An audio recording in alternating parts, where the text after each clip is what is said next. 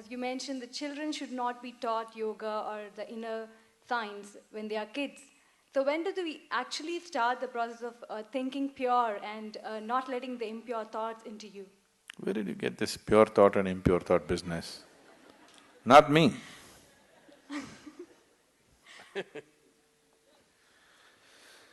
Thought, whatever kind of thought you have,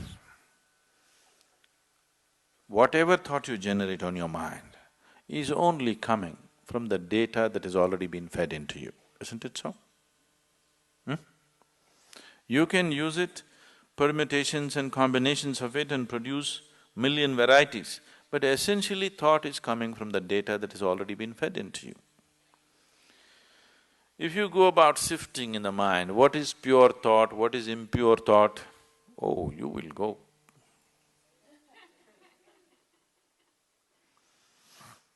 And if you're trying to curb the impure thought and produce pure thought, you've finished. All the things that these so-called religions told people are sins, they have become the full-time activity of human mind. If they had just left them alone, everybody according to his inclination would have gone where he has to go. Now it's not like that, it's painted in everybody's mind because they said, this is a sin, do not think about it. Endlessly they're thinking about it. They're not even as free as dogs and cats are, human beings. Simply because somebody put this idea that there's something pure and impure. Whatever impure things you learnt at the age of 25, I do not know. I have not come in touch with anything impure in the world yet. I don't know where you came in touch with all these impure things in 25 years. I have not seen anything impure in this world, have you? Have you seen something impure? I have not seen anything impure in this world. There are different kinds of people with different kinds of problems and limitations and nonsense. I don't think it's impure. Process of purification.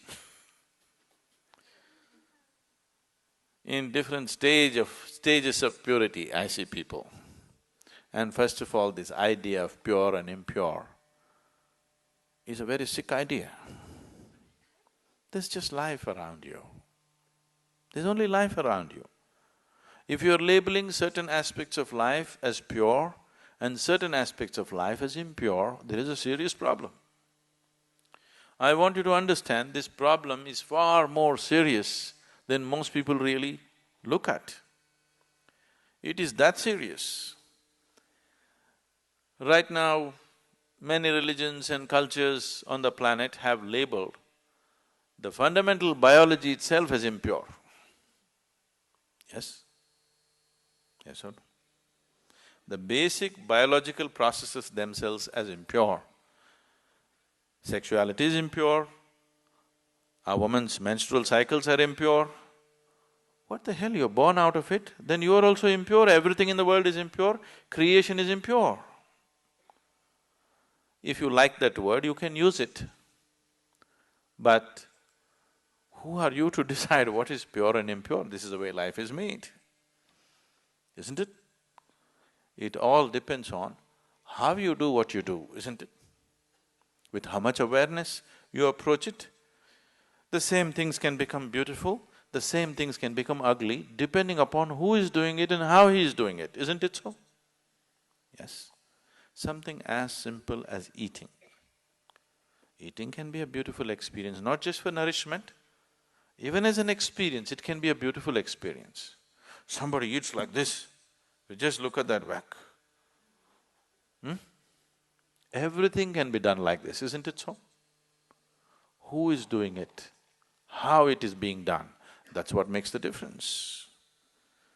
So this prejudice as to what is pure and impure has destroyed this humanity in such a bad way. Pure thoughts and impure thoughts, oh, if you sift through this, you've finished. All thoughts are just junk, okay?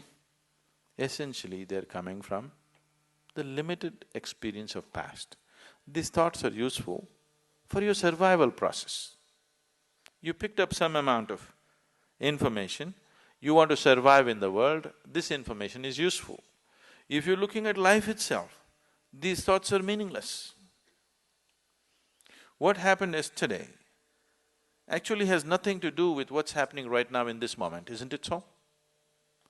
But in terms of your survival in the world, you need to remember a few things. You need to use your old knowledge to earn your living on the planet.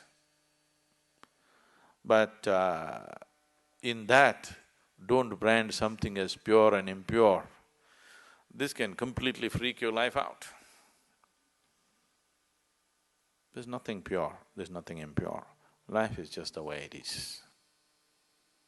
It's for you to make it wonderful or make it ugly.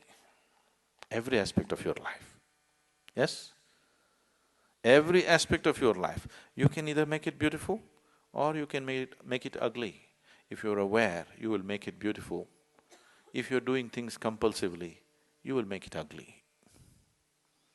Anything in your life, if you do it compulsively, it becomes ugly, isn't it so? If you do it consciously, it can be made beautiful, everything.